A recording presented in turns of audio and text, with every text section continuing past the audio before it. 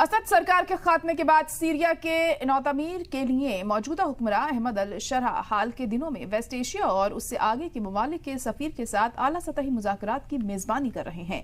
बाहमी मुज़ाकरात वज़ारत दिफा और सीरियाई फौज के नए स्ट्रक्चर पर उनके अहम ऐलान से पहले हुई है।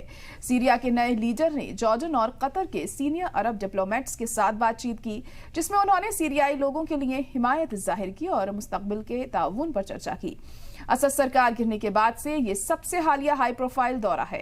अल शरा ने कहा है कि कतर ने एनर्जी और पोर्ट समेत अलग अलग इलाकों में सीरिया में सरमायाकारी करने की अपनी ख्वाहिश जाहिर की है। हकीकत में सीरियाई लीडर ने कतर के अमीर शेख तमीम बिन हमद अल थानी को सीरिया का दौरा करने के लिए मदऊ किया है। यहाँ तक कि नए सीरियाई हुक्मरान मुल्क को मुत्तहिद करने और एक नई सरकार बनाने की कोशिश कर रहे हैं। वहीं दूसरी तरफ सरकार के खिलाफ मुजाहरे की खबरें भी सामने आ रही हैं।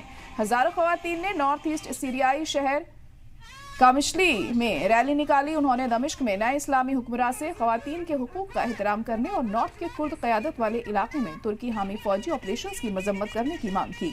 कई एहतजाजियों ने विमेन सिक्योरिटी यूनिट का हरा झंडा लहराया, जो Kurd people's protection units militia से ताल्लुक रखता है, जिसे तुर्की कौमी सिक्योरिटी के लिए खतरा मानता है और फौरन तहलील करना चाहता है।